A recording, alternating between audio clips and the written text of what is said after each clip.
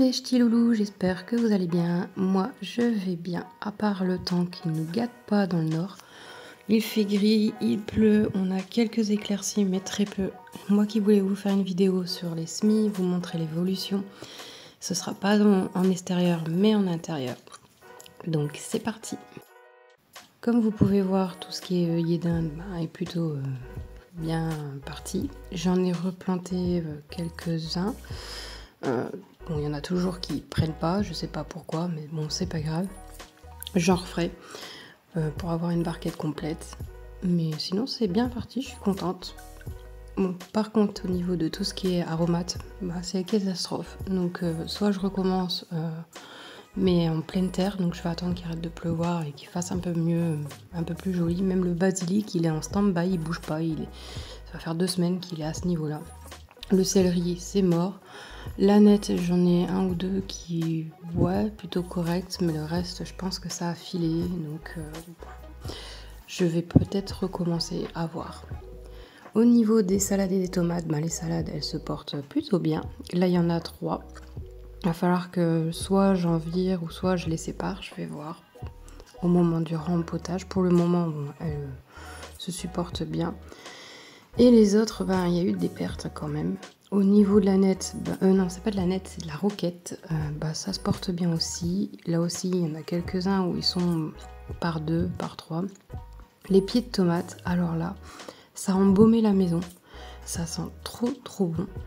Donc c'est ces pieds de tomates que je vais rempoter dans des pots un peu plus grands parce qu'à mon avis, surtout ceux qui sont par 2, ils doivent être un tout petit peu à l'étroit. J'espère juste que je vais réussir à les séparer sans casser trop les racines. Donc, on y va. J'utilise le même terreau que j'ai utilisé dès le départ pour les semis. J'ai eu du terreau à semis, mais j'ai pas encore ouvert le paquet, j'avoue. Donc du coup, je me suis dit pour pas trop changer les choses, puis c'est plus des semis, là clairement c'est du repiquage. J'ai préféré reprendre le même terreau. Donc je vais mettre d'une petite cuillère pour essayer de décoller les racines aux parois. Mais vous allez voir, la première, ça a été un peu une catastrophe. J'ai arraché sans le vouloir les racines. Je sais que c'est pas grave parce que c'est déjà arrivé sur les anciennes que j'ai faites où j'avais arraché la totalité des racines et malgré tout elles sont reparties. Donc après ce qu'on conseille souvent, au niveau de la base de la tige, vous avez des petits poils au niveau de la tige et ces poils en fait peuvent refaire des racines. Donc le mieux c'est de bien enfoncer le plus profondément la racine et la base de la tige. Comme ça elle refera des racines et elle sera plus solide, plus costaud pour la suite.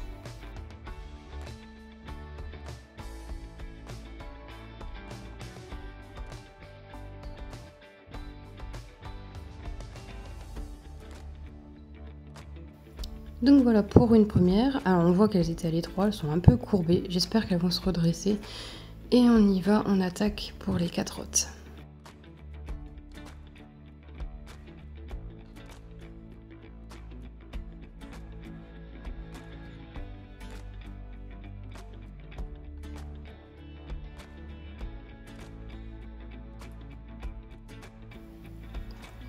Là, cette fois, pas de dégâts, le système racinaire est intact et on voit que, oui, effectivement, elle commençait un petit peu à être à l'étroit puisque les racines commencent à monter. Donc, quand c'est comme ça, c'est que, ils ont plus tellement de place.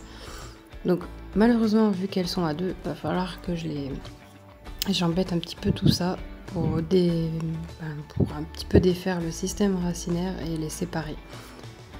Je sais que de ce côté-là, tout va bien se passer et puis ça va reprendre de plus belle puisque je l'ai déjà fait sur d'autres pieds de tomates et elles se portent plutôt bien.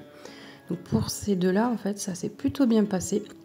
J'ai dégagé le système racinaire et en fait, ça a été nickel. Donc je vous conseille, si comme moi, vous avez 2 pieds de tomates ensemble et que vous devez les dégager et les séparer, de bien mouiller la motte, ça aide beaucoup à pouvoir séparer les 2 pieds et les mettre dans des pots individuels.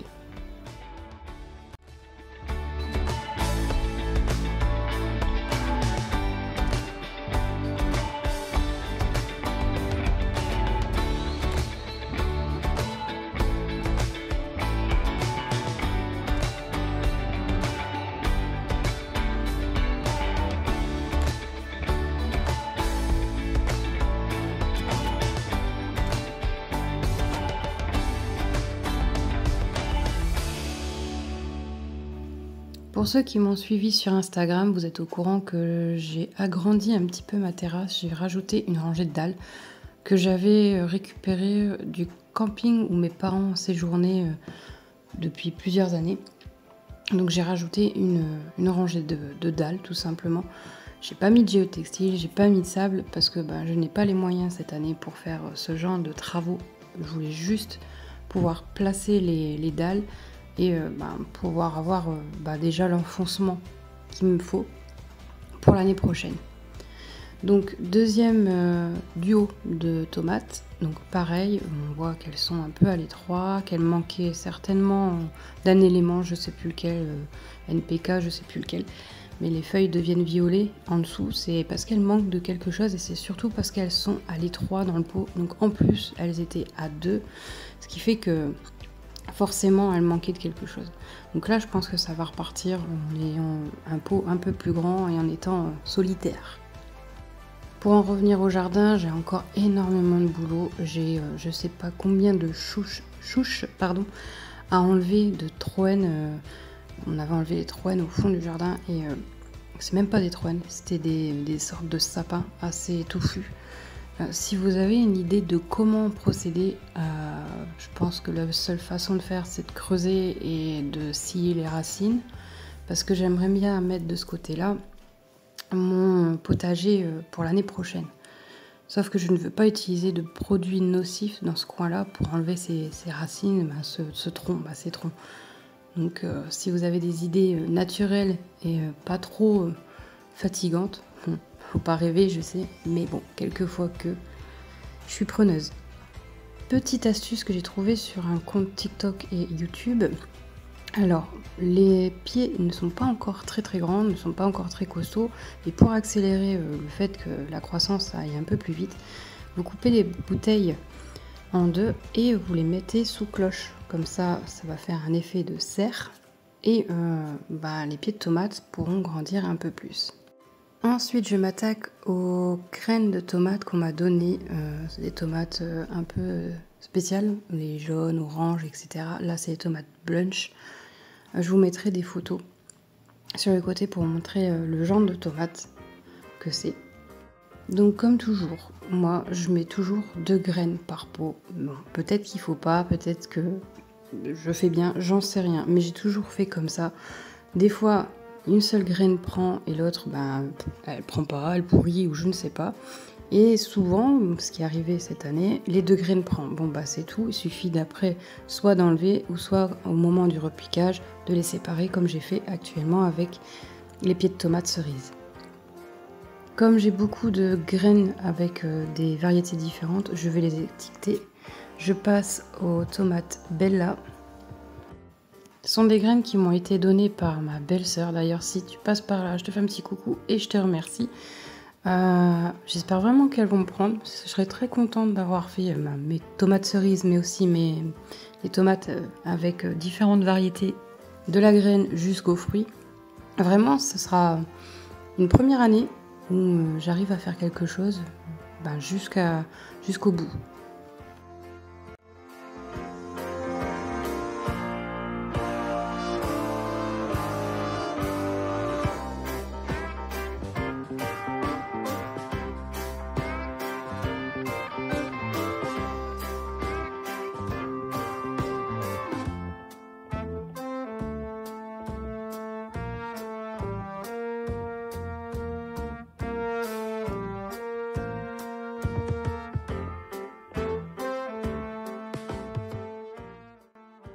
Pour les suivantes, c'est les oranges bourgoins. Alors, je sais pas si ça se dit comme ça. Elles sont... je vous mettrai pareil une photo, mais elles sont oranges. Donc, voilà.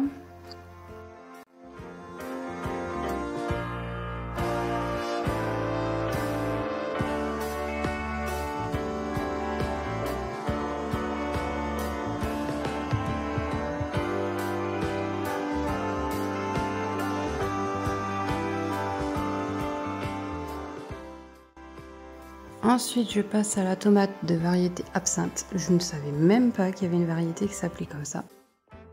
Et comme vous pouvez voir depuis le début, j'utilise juste une cuillère, c'est une grande cuillère à café, C'est utilisé dans les liégeois. Pas besoin d'avoir d'ustensiles de compète, hein. Une cuillère à café pour faire un trou avec la partie du manche et aplatir. Et puis voilà.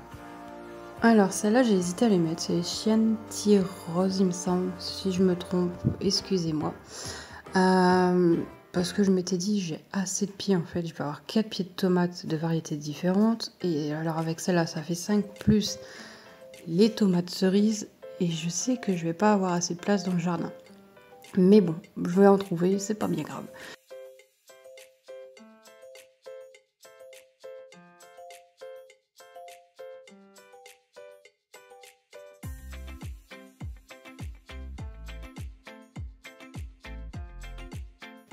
Et pour les 3 derniers trous et les 3 dernières places qui me restent, je vais faire 3 pieds de concombre. Bon, je sais que 2 m'auraient suffi. Mais je me dis, au cas où, sur les 3, il y en a qu'un qui prend ou il y en a 2 qui prend. Et si les 3 ils prennent, tant pis, je mettrai une annonce sur, je sais pas, sur un groupe de vente ou de partage. Et puis je donnerai je donnerai parce que vendre, ça ne m'intéresse pas du tout en fait.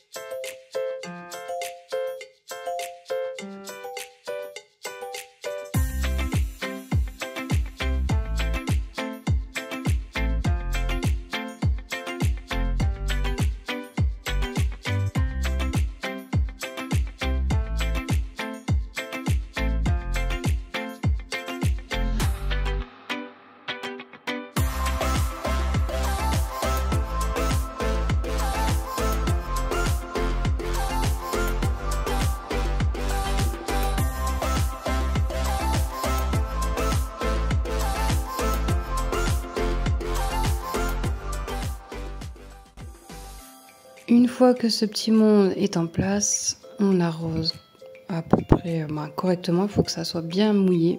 Je replace la cloche. On les met dehors. Donc moi, je les ai mis dehors sous ma table parce qu'il pleuvait. Et je pouvais pas. Si je les mets dehors comme ça, sans abri, en fait, ça prend énormément l'eau, ces barquettes-là. Donc ça les noie, en fait. Donc après, j'aurais pu très bien les mettre dehors sans la cloche. Et comme ça, elles auraient pris l'eau de pluie, sauf qu'il fait frais. Donc les graines n'auraient pas germé non plus. J'aurais pu refaire des semis de salade, mais je me dis que là, vous en avez vu, il y en a 4 en tout. Mais il y en a encore dans la serre sur pied, il doit en avoir 4 aussi. Donc je pense qu'il y en a assez. Donc j'en ai fait énormément, mais c'est parce que je me dis, si les limaces me mange 1 ou 2 salades, j'espère quand même que les autres salades arriveront à tenir le coup. On passe aux boutures et là aussi il y a eu de la perte. L'hortensia que j'ai essayé de bouturer n'a pas fonctionné. La menthe avec de l'eau, ça n'a pas fonctionné. J'essayerai plus avec en terre, peut-être que ça marchera mieux. Et voilà tout ce qui reste qui a fonctionné. Et en plus, il y a un petit nouveau derrière. C'est un noyau de avocat.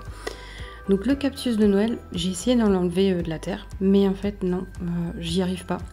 C'est dommage, c'est qu'à la caméra, vous voyez pas. Mais on voit les petites racines à la base du cactus qui se sont formées. Donc je me suis dit, on touche pas, on n'essaye pas d'enlever les racines ou quoi que ce soit. On le laisse tranquille. Et on changera de pot quand on en aura besoin. Donc je suis plutôt fière, ça a marché. Pour ce qui est de la violette africaine, alors étonnamment, vraiment étonnamment, c'est la plus petite qui a fonctionné et la grande, j'ai pas de racines. Alors je sais pas s'il y en a quand même, j'ai un doute, mais avec l'eau qui se forme autour, je vois pas grand chose. Donc je l'ai laissée dans l'eau parce qu'elle ne pourrit pas, elle ne fane pas, elle est encore assez, elle n'est pas molle. Donc je me dis peut-être que c'est juste tard parce que la tige est grande en fait. Donc en attendant, je la laisse dans l'eau, on verra bien. Pour ce qui est, je ne sais plus le nom, Donc j'avais mis en terre et j'avais 3 départs de feuilles, de tiges. Et il y en a une qui a crevé. Je me suis dit, je vais la mettre en eau. Je pense que la terre, ça marche pas. Et elle me fait de nouvelles racines en eau. Donc je vais attendre qu'elle soit assez costaud pour la mettre en terre.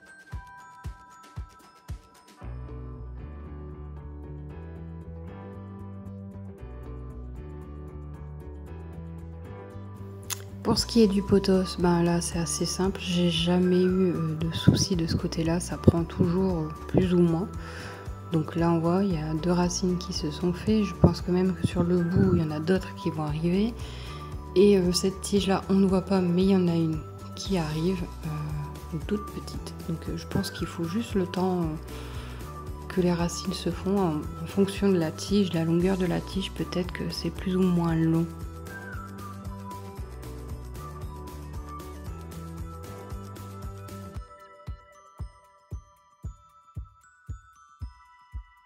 J'ai essayé de nombreuses fois de faire germer un noyau d'avocat. Je peux vous dire le nombre incalculable où ça n'a jamais fonctionné. Soit l'avocat pourrissait, le noyau pourrissait, soit il se passait rien du tout. Et là, ça fait, je crois, 3 semaines. Et le noyau se fend et on peut voir à l'intérieur un petit début de germination. Donc je vais le remettre dans son sopalin, il n'y a pas d'odeur ni rien, le sopalin est encore humide. Tant qu'il n'y a pas d'odeur ou quoi que ce soit, je ne change pas ce sopalin. Ça, comme ça reste à la même température, l'avocat n'est pas stressé ou quoi que ce soit, le noyau n'est pas stressé et je le laisse dans sa boîte. Je le mets au-dessus d'un meuble de cuisine, c'est une cuisine qui n'est pas très lumineuse, mais juste ce qu'il faut je pense, et je l'oublie.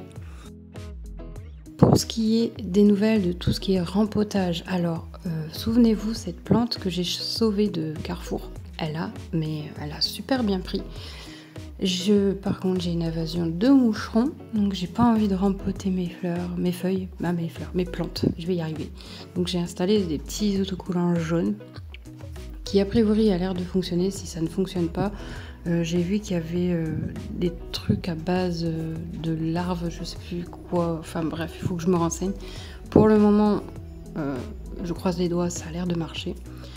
Cette plante qui pour moi devait crever parce que elle faisait la gueule et que les feuilles jaunissaient, bon ça continue, il y a quelques feuilles qui jaunissent, mais elle a l'air de survivre. Elle, il y a une tige où elle a perdu toutes ses feuilles, je suis dégoûtée, mais bon, je me dis ça va revenir. Elle, elle se plaît bien, ça va, elle fait sa petite vie. Mon ficus, on va dire que lui il va bien aussi. Et mon orchidée, ça y est, ça commence à être la fin. Les 3 tiges, donc il y a 2 tiges sur 3 où les fleurs sont tombées. Et la dernière, non, il y a 4 tiges, je me trompe. Donc les 2 dernières continuent à fleurir et il y a une fleur qui est tachée, une fleur qui est tachée, je sais pas pourquoi. J'ai pas vu de bébête ni quoi que ce soit, donc bref, on verra bien. Moi sinon, vraiment, celle qui m'a le plus surpris, c'est vraiment celle-là, donc je ne sais toujours pas le nom, mais elle est superbe. Elle a l'air bien costaud quand même, parce que des fois, je me dis, la terre, elle est hyper sèche, vu que j'ai des moucherons, j'évite de trop arroser. Et elle tient le coup. Et bon, pour ce qui est de l'orchidée, je ne sais plus quoi le nom, je la mettrai toujours, les tiges sont toujours là. Et pour finir, je vous montre ce que j'ai semé il y a quelques jours. Donc j'ai semé des lupins nains, je les ai mis en jardinière et ça a l'air de pousser, ça a l'air de sortir. J'ai acheté un érable du Japon à Lidl, bon c'était le dernier. Il a l'air tristouné comme ça, mais on verra bien ce que ça donne. Et j'ai mis du passiflore, il me semble que c'est ça. Là, je sais pas si c'est les pousses des passiflores qui ont de sortir ou pas, on verra bien. Et voilà, cette vidéo est terminée, j'espère qu'elle vous aura plu. Si c'est le cas, n'hésitez pas à liker, à partager et à mettre un commentaire. Ça coûte rien et ça fait plaisir. Et moi, je vous dis à la semaine prochaine pour une nouvelle vidéo. Bye!